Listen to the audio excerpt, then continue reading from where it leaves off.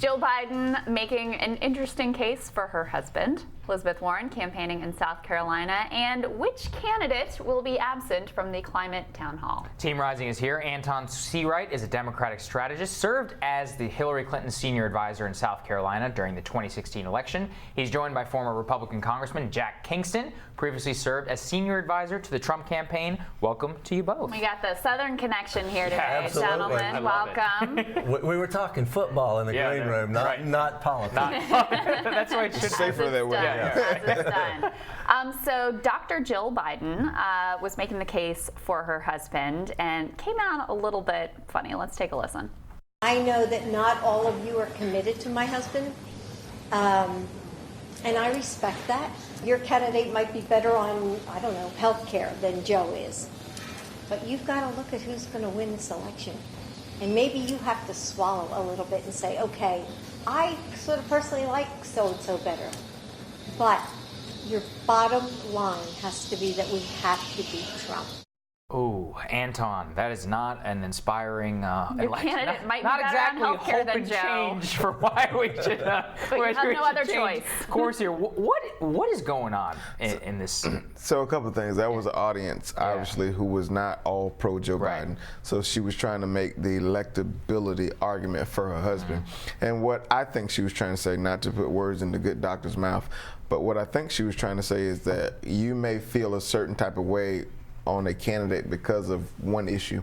However, when you look at it from a holistic standpoint, Joe Biden is obviously the best person to beat Trump based on what we've seen in polls, et cetera. Again, I don't want to put words in her mouth, but if I was in that audience and I didn't, knowing not everyone in that audience was pro Joe Biden, and I was in her case, I would make the case, yes, you may disagree on one or two issues, but when you look at it from a holistic standpoint, this is why you should vote for Joe Biden. But Jack, does that argument work? Like, hold your nose and vote for my guy? I don't really think it does. Jeff Rowe with Axiom Strategies, you know, you guys know him. And what he said is that electability in a primary is fool's gold. That a candidate who goes out there and says, I'm still the most electable, I'm your November candidate, it doesn't work because primary voters are purity voters. And you know, I'm not trying to broad brush it because I will say this, polling does show Democrat primary voters this year are interested in electability. But that might be the first time that's ever happened, and I don't think I would count on it. And will it hold, Antjuan? That's the key. Is this going to hold? I mean, this is a state which is who do they vote for? Like Mike Huckabee and Rick Santorum, and think about all the other people who have won Iowa. These are voters who are fundamentally kind of ideological, and this is not an ideological message. Again, you're thinking with the hat of conventional wisdom. We are not living in conventional times. If we were, Donald Trump would not be the president. No disrespect to my dear friend here.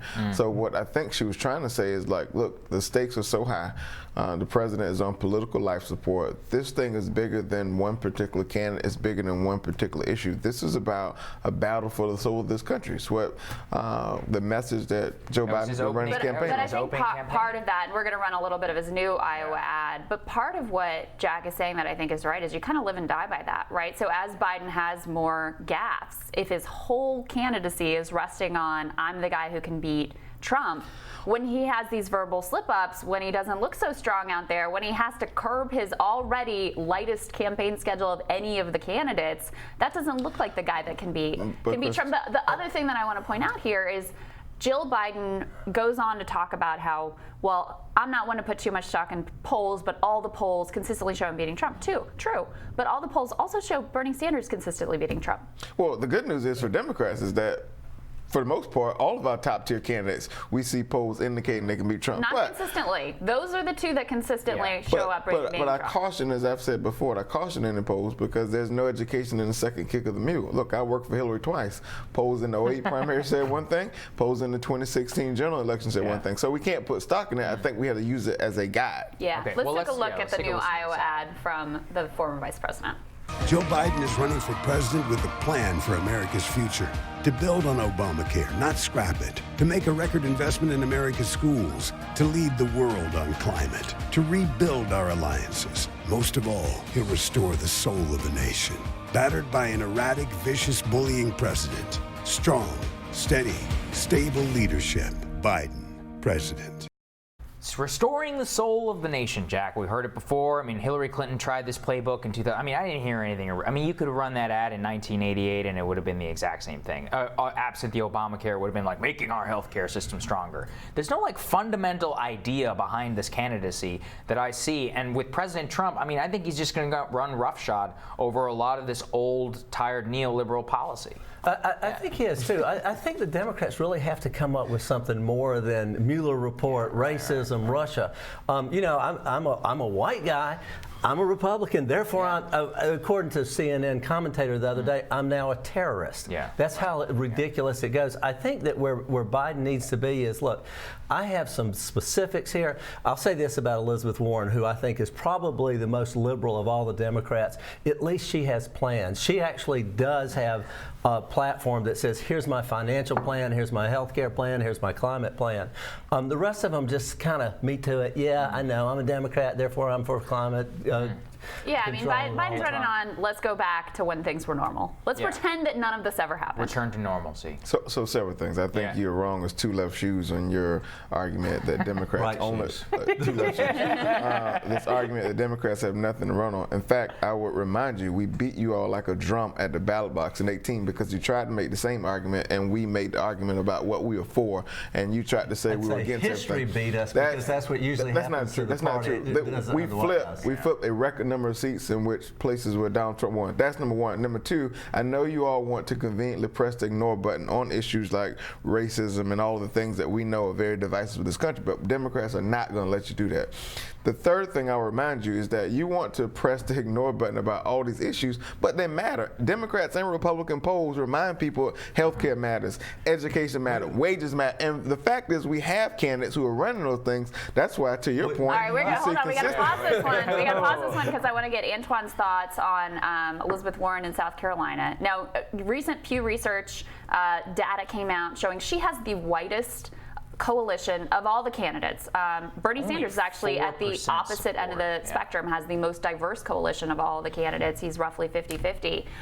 How is she doing in South Carolina? Is there an openness to her? And why do you think there is such skepticism for her among African Americans in particular? It's still early. So is there an opening? Yes. Why are people hesitant? Well, you have obviously Joe Biden in the race who has dominated African American voters. And you also have two very credible and qualified African American candidates. And the fact is, when you look at Kamala Harris, black women who are a force to be reckoned with in the Democratic primary and the Democratic Party, they have this idea they can touch one of their own and possibly be not only the next nominee, but the president of the United States. So there's several factors. And the African American community doesn't see Elizabeth Warren as someone who's fought year after year, term after term for quote unquote our issues. And so there's a disconnect, but I do think she's doing a hell of a job of trying to build up support from the ground up, and I think she's going about it the right way. We'll see how it works. I mean, Jack, you're also from Georgia, which is another state with a large African American population. I mean,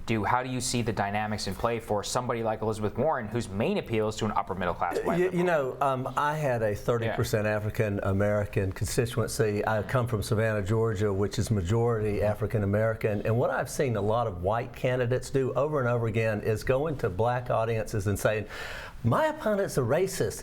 My opponent's racist. Did I mention that my opponent's a racist? Rather than say, you know, let me talk to you about education, let me talk to you about jobs, let me talk to you about health care. Newsflash, same issues which white voters are generally interested, economic, family type issues. And so what I see is people who come from a strong white environment come particularly to the South, and then they start talking the same line. I think Biden, there's a certain comfort level that's mutual because he's been there before, you might say. So, Antjuan, I want it real quick. We got a break, but I want to get your thoughts on that quickly. What about Biden? No, about the idea that white candidates come into black communities and just talk about racism rather than talking about economic issues. No, I think what you see now is you see white candidates finally realizing they have to address racism head on. So I don't see it as coming in to talk about it. I see it as them saying, you know what, this is a real thing, because in the past we have not seen at least I haven't seen white candidates agree that yes, racism is a problem within this country. Now you see it being called out and saying how how you address not only the racism, but the policies that stem from the racism. And what I would say, I got to get back to the ignore button. I'd say that the big ignore button that the Elizabeth Warrens are ignoring is that African American labor and participation is the highest ever.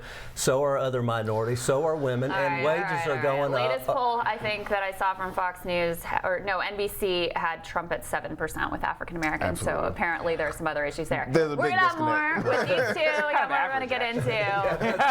We'll be right back after this.